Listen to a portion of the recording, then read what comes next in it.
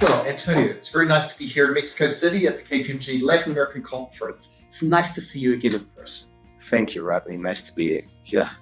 So I know when I grabbed you just now, you're talking to a lot of clients about centralized activity in Mexico. What's going on? Well, I mean, as you can see, Mexico is taking more and more attraction to companies because of nearshoring and because we have resources and labor capabilities, etc. And there's a bunch of clients who are moving their operations into Mexico, centralizing services such as back office or IT services or call centers or many other type of services that at the end they are putting in Mexico and providing that service abroad to their related parties or even third parties. So like across the region? Right. So yeah, and basically they are putting more efforts into that because at the end, as I mentioned, labor capabilities, economics at the end, and because of the near that we are in the rest of the region and the US, that is getting more and more traction. Yeah, it makes total sense. And also it's a cost thing, right? Co-locate as much as you can. Yeah. So I heard you talking about particular VAT issues that arise, though. There's a complexity in that a lot of people are not familiar with.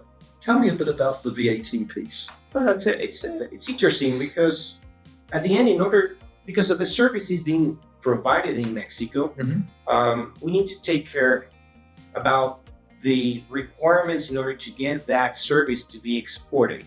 And to be exported meaning that we can achieve a 0% VAT rather than a 16% VAT.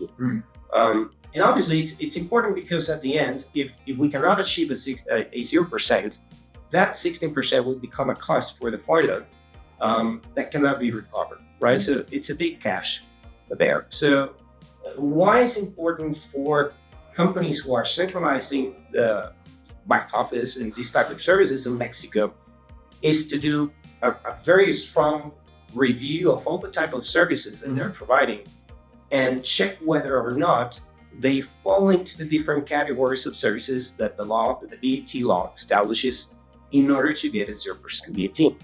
However, the thing is that it's not only the requirements, whether you are in that list and you comply with certain formalities, we also need to go deeper in the analysis of the type of services and whether that particular service is trespassing the border of Mexico, right? So truly exported. Truly exported. Meaning, for instance, companies that provide advertising, for example, and they have advertising in Mexico and they're charging that advertising to the related party. If that advertising at the end is the Mexican consumer who are trying to pursue it, basically that service cannot be considered 0% rate and will be considered that is provided in Mexico. It's not being exported, right? Notwithstanding, I'm being engaged with the US resident or any other foreign entity and being paid and complying with the rest of the requirements. Well, so getting this wrong is expensive, 16 percentage points, you said. So is this something you see come up on tax exam much? Yes, we do, and recently more. I mean, at the end, with no tax reform, tax authorities are more and more keen to do audits. And particularly these type of transactions. It's very possible or very likely that type of companies will start having favorable balances of VAT, right? Or balancing figure. And those type of those VAT will be at the end can be recovered and get a refund. If that happens, it's very, very likely the tax authority will do an audit in order to review whether you are in a position of a refund, right? And that's where we see a lot of rejections from tax authorities because not all the services fall into this category of exports. Sure, and that directly impacts the refund. Right, and that VAT, correct. And that VAT will be trapped there because you cannot recover because you did not comply necessarily not only with the formalities, but also with the substance that the service was not trespassing the border of Mexico. So this sounds like something, Antonio, that to the extent someone is centralizing an activity in Mexico, they really need to be on top of this just because of the significant tax costs. If you had a piece of advice for people about this as they centralize their back office, what would your advice be? I mean, definitely, I think it's a project that you need to separate in different stages. The first is to analyze what type of service you will provide, right? And whether that type of service falls into the different 6 or 7 categories of export services with the VAT law.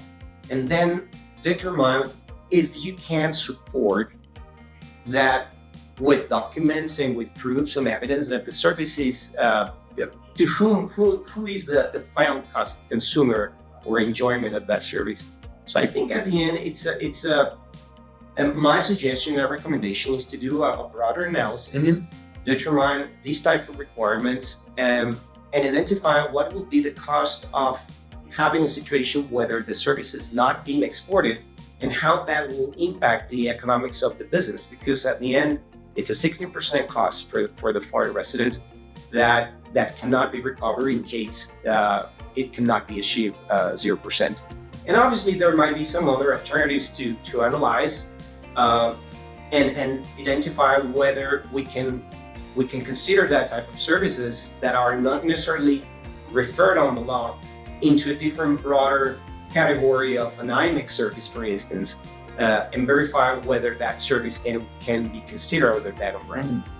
So that's actually very good advice, just because 16% is 16%. So Antonio, thank you for your time today. This is fascinating, just watching how businesses continue to adapt post-COVID, and this centralization of activities, I'm sure, is just boundless. Thank you for your time. Thank you, Robert.